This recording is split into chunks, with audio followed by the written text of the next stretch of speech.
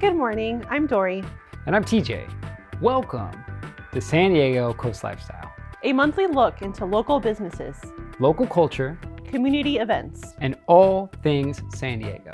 Here at SDCL, we focus on family, health, and well-being.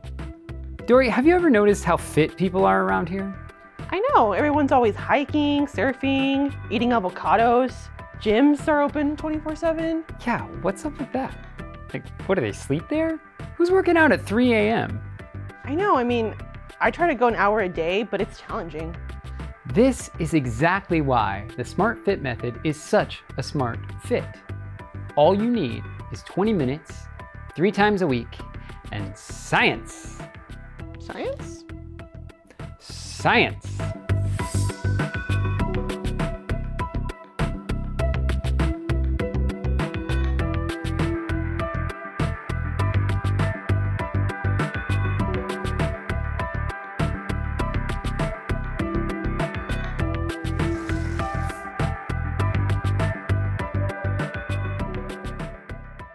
Well, SmartFit came around out of a need for finding a solution for my own challenges that I came into. So having been a competitive cyclist in Canada growing up and being somebody who was very active in the fitness world, I was training hard on a regular basis, putting in the 25 plus hours a week on the road or on the mountain bike. I was going to the gym, working out an hour and a half, 4 or 5 times a week. Plus, I was also running a successful business in Canada, and I had a genetics test done just to see where I was at and make sure that my health was in where I wanted it to be. And through that, I discovered that while I was fit and had good lean muscle mass and did everything I was supposed to be doing, eating well and so forth, because of overtraining, I had developed an aneurysm in my aorta. I was told by 2 cardiologists to never walk up a hill again. After about 4 months of being severely depressed by not being able to work out and not being able to do anything, I started to look into more advanced training technology. I discovered was a machine called Vasper and started training on that machine, finding out that it was safe and it wouldn't expand or create further risk to my aneurysm. Connor came to me and said, Dad, why don't we make this available to other individuals so you can share what you've accomplished with them and I can help them take the advantage of the benefits that this creates for them.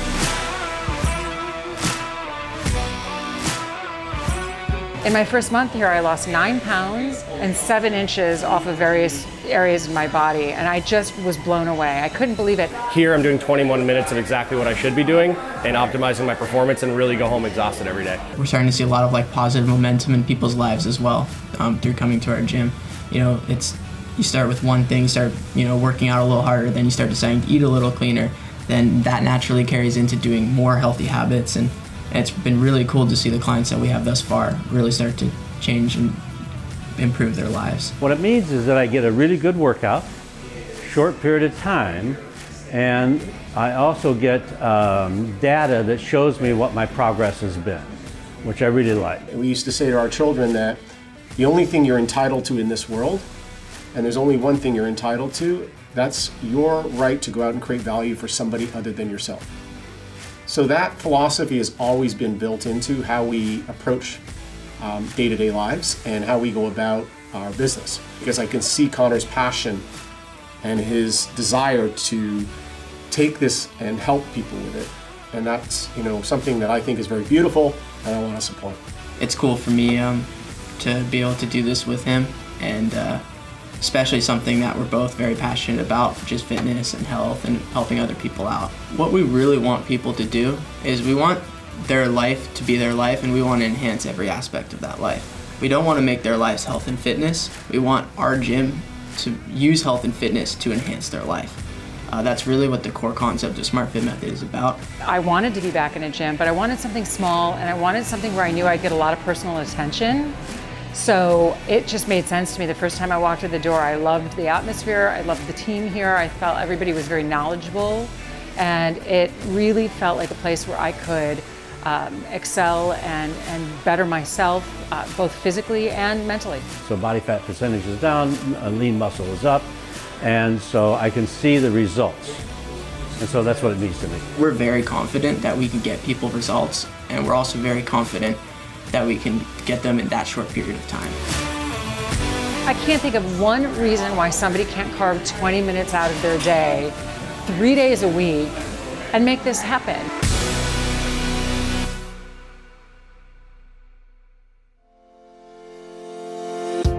To learn more about the SmartFit method, visit smartfitmethod.com.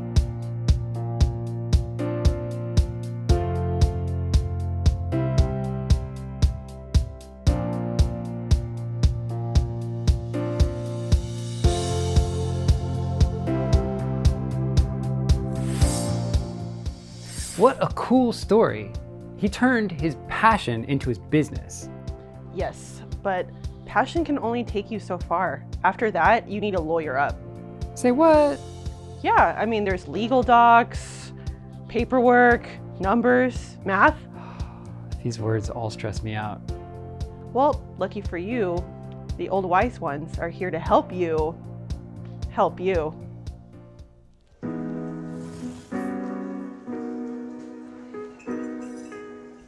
Today we're going to be talking with a local attorney about business law, formation, and if you're an entrepreneur, you probably want to hear this.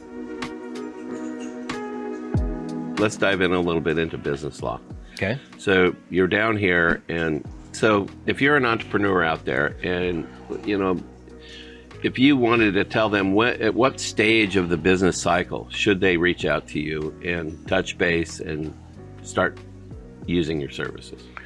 I would say immediately, if you have an idea, to be able to start creating the legal foundation for that, or understanding it at least, so that you build with that in mind instead of building on some shaky foundation. It's really helpful to talk about the business and understand the legal ramifications of what you're doing. The time to really talk to me is when you have your business plan, because then I can really understand what you're doing. I can delve into the details of the plan. And does it have to be a full-blown plan for you to first look at it, or can it be a pretty good size outline? I would say at least 3 pages. It should should have some detail to it. Should think about you should have thought through how this business is going to work. You know, do you plan to make money, or is this for some other purpose? Right. And some people don't even think about that. And another thing I focus on with the business side is, what is the exit strategy? What does that mean to the layman's terms? What does exit strategy mean? Well, exit strategy can be a lot of things. I'm going to do this till I die, and then that's the exit. That's one exit strategy.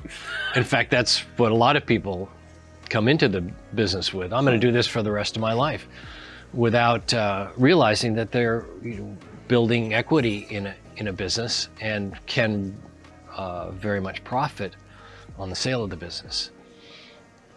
So having an exit strategy also gives the business trajectory. And so you're not just saying, oh, I want to feed people, but how many people do you want to feed?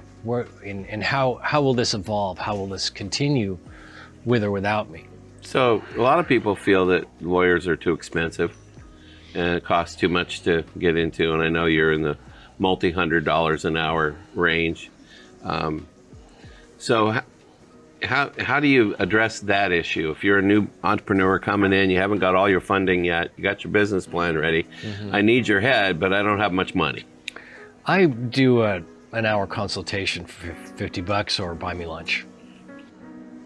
I think that if people are getting into business, one of the first things they've got to realize is that they have to be capitalized. They have to have the funds to do the business they want. And that's why putting a business plan together is so important.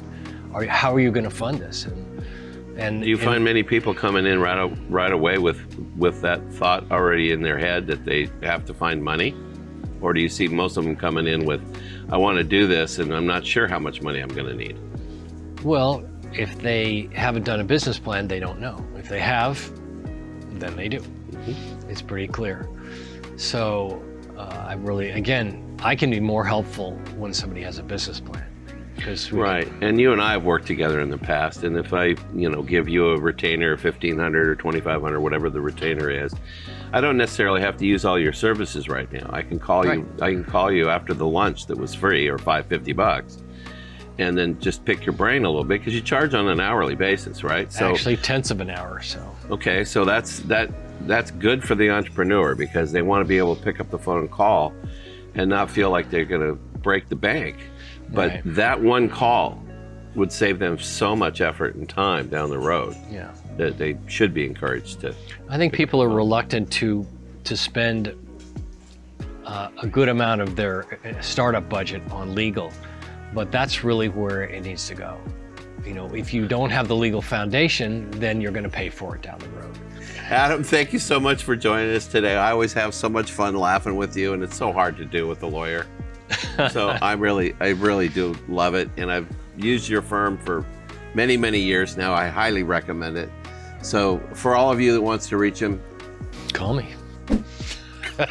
Call me.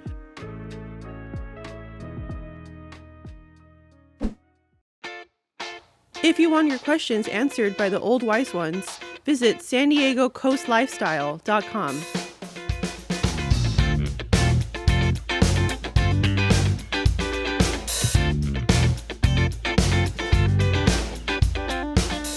So did that help? Yes. Business plan, lawyer, funding. Yes, but then what? What else is there? Well, only the best tool that any local business could ask for. A hammer. Screwdriver. Phillips. Flathead. Tape measure. Leveler. Socket wrench. Table saw.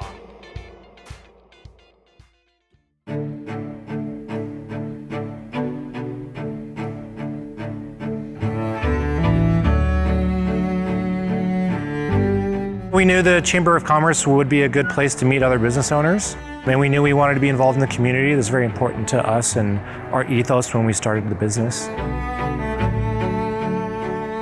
Starting a new business coming out of COVID, it was really important for us to establish community and get more face-to-face in front of business owners and other people that are in the local community. So we've definitely gotten some good business and connections, but it's also helped us give back to the community and work with some nonprofits that are local as well.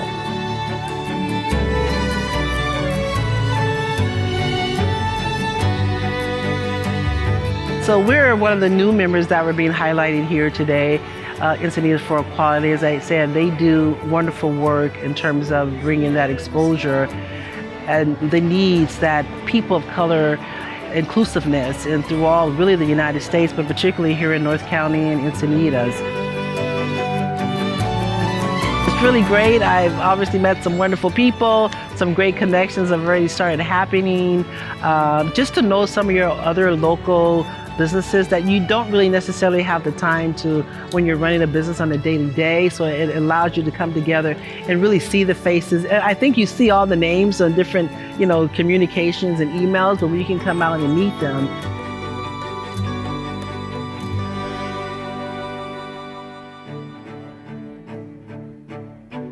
They have supported me so much. Bringing me out to these chamber meetings, I've met so many people who also support me. I'm supporting their businesses, they're supporting my business, because you actually, you see these people face to face. It's not like, it's an email and, you just delete. You actually are face to face with some very awesome people. This is the least expensive marketing you will ever spend on your business, 100%.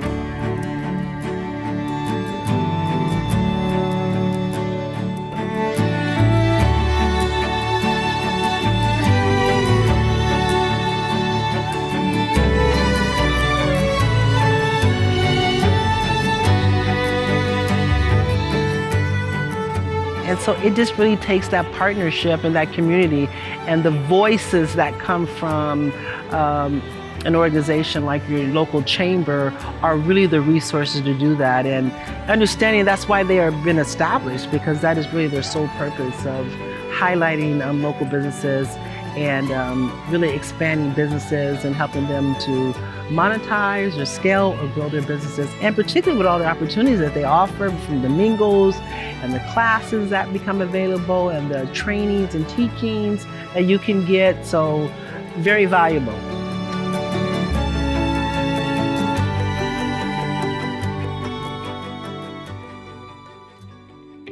You can read more about the Encinitas Chamber of Commerce at encinidaschamber.com.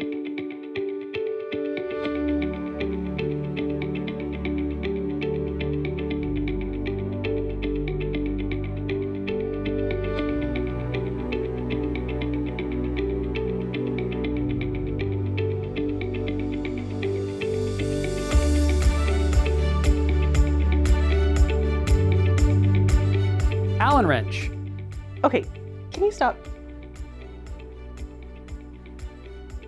San Diego Lab Rats, an after-school nonprofit, just reopened their STEAM Discovery Center. That's right, Dory. And whether you're looking to enrich your child's education or you just want an afternoon to yourself, the STEAM Discovery Center is back in action. We are San Diego Lab Rats, and we are scientists teaching science.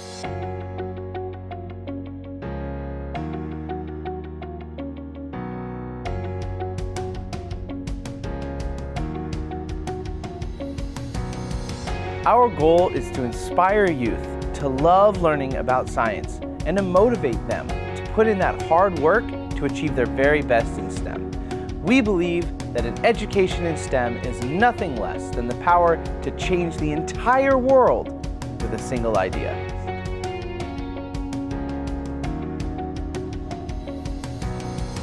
We help facilitate our students' growth with hands-on, project-based learning, incorporating team-based labs with challenges to overcome together. We have multiple avenues by which your children can participate. We can bring our courses, workshops, or assemblies to your school with our mobile lab. You can jazz up your science nights or science fairs with any of our demo lab stations. Or you can come to the STEAM Discovery Center, opening this fall.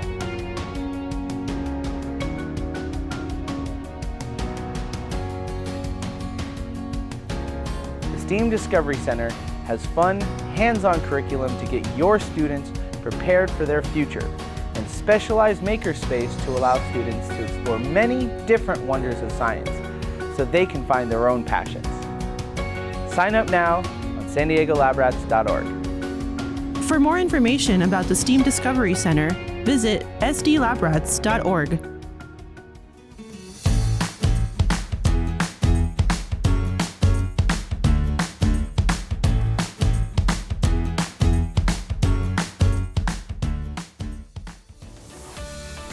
Doesn't that just make you want to be a kid again?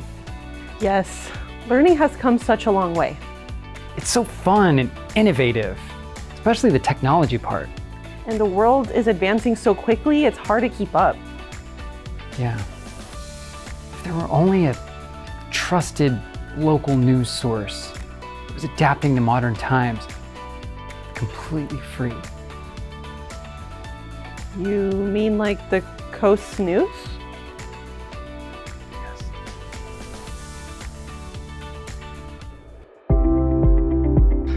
The Coast News is an opportunity to represent the residents in our community and covering topics and issues that are important to them.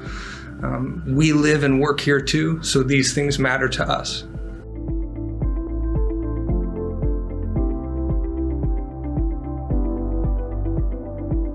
I find the Coast News the best source of community news in North County, to be quite frank. Nobody really does what we do.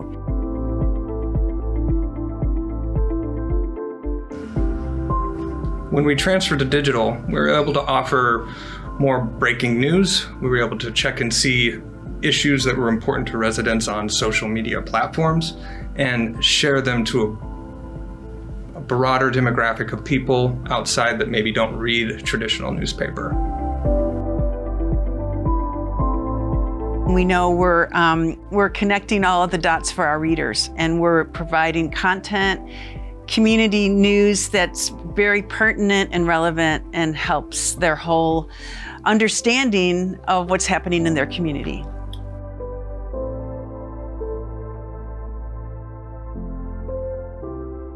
Through digital news, I think we reach a younger demographic. I think we get younger people to care about issues that are happening within their community. We also give younger people a voice and a platform to share their concerns so they can make changes within their communities.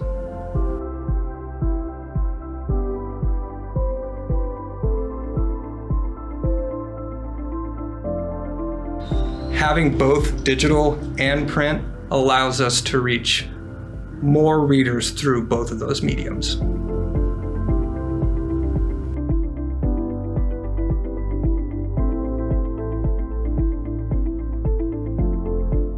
So if you're, say, a younger person on the go and you're on your phone all the time, you should go to our website because we update stories every day. And I think there's rarely a day that goes by we don't put some new breaking story on the website. Our social media also is a great place. Follow us on Twitter. We're constantly tweeting news stories. Our passion is based on the stories we tell, the amount of time that we spend laying out each week's newspaper and just talking to people on the street. Our passion is also based in the fact that we are a member of the community as well, and we want to continue to serve this community. The Coast News has embraced digital from the beginning, and slowly but surely we are entering into a new phase where digital is going to be more and more important to not only reaching new audiences and making news more engaging and interesting, but also to provide more value to our advertisers who know that digital is also an important part of their growth.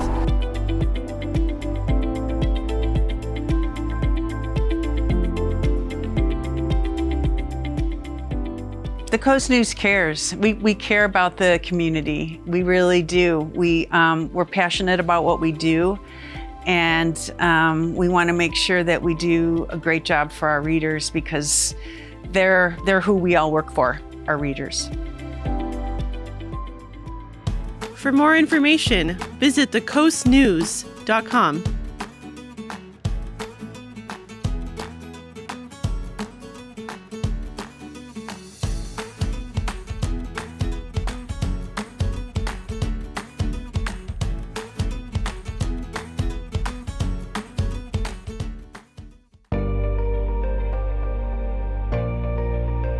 Today, we make over $1 million worth of grants to a wide variety of organizations. So we cover all fields. We cover social services, health and human services, scholarships, education. We do the arts. We have funds that support animals and the environment. So it's really changed over those years, and seeing donors really have an interest in their community and wanting to support a wide variety of nonprofits, both here and nationally. We've seen a number of people come to us and say, tell me more about this donor advised fund. How does it work? Why would I not write checks directly to my charity? And we have that conversation about the benefits, and so many people then say, gosh, this is a great idea. I'd like my donor advised fund. And especially because people can leave an anonymous grant. When you write a check to a charity, you're sending that, and the next thing you know, you have all of these solicitations coming your way. And some of our donors like the fact that they can be anonymous through their grant. They can support that organization, but the foundation then gets all the solicitations and they don't get bombarded personally. And that's really attractive to them as well. We like to show is not how much money we have in charitable assets, but what we're doing in the community through our grant making. So in 2020, as I mentioned, we had over $1 million that we put back into the community through grants. Actually, over 80% of that stayed here in San Diego County. We have some of our donor advisors who are involving their grandkids now. They will give them a certain amount of money out of their fund, and they say, you make decisions, and they have to do the research. And one parent makes their kids write up a little essay, like their homework assignment, and say, you tell us why we should fund this particular charity. I've been in the investment business for 30 years. I had never heard of a donor-advised fund, really, until I got involved with the Coastal Community Foundation. In order to start a donor-advised fund, I met with my advisor, and my advisor looked at my box of receipts and confirmation letters and canceled checks and so forth, all the charitable paraphernalia that I had, and said, you'd be much better off with a donor-advised fund. And I said, I'm sure you're right. I have one question. What the heck is a donor-advised fund? And so she explained to me that it was a fund that you could start where you could make one donation to the fund, and that would be the only donation for tax purposes. That would be the one donation. But then you could make grants out to all the different causes that you're involved with, whether it's the colleges and universities or other causes, and anywhere you wanted, as long as it was a charitable donation, you can make that grant out of your fund. You can also donate appreciated assets. I said, really? Because she goes, yeah, then you don't have to pay the capital gains on the appreciated assets, and you maximize your tax deduction. Thank the Coastal Community Foundation for making it so simple. They keep track of everything. I don't have to really do anything. It was super easy to set up the fund. Frankly, whenever I want to make a grant, I can just call Sharon or send an email and say, please make a grant to, X, and she'll take care of it. So it's really made my life, simpler, easier, more tax efficient. The assets have grown over time. It's just been a terrific way to go, and I very much appreciate what they do for me.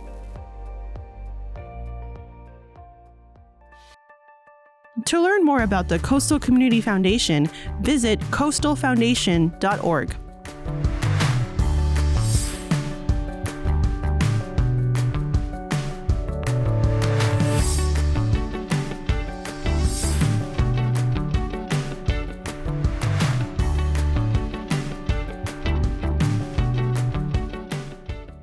Thank you so much for spending time with us this morning.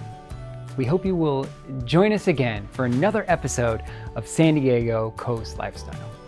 Once again, we showcase our community and we spotlight small businesses making a big difference. We can't wait to hear from you. If you have any show ideas, or any inspiring people making a big difference in your community, reach out to us at SanDiegoCoastLifestyle.com. I'm Dory. And I'm TJ. Stay sunny, San Diego.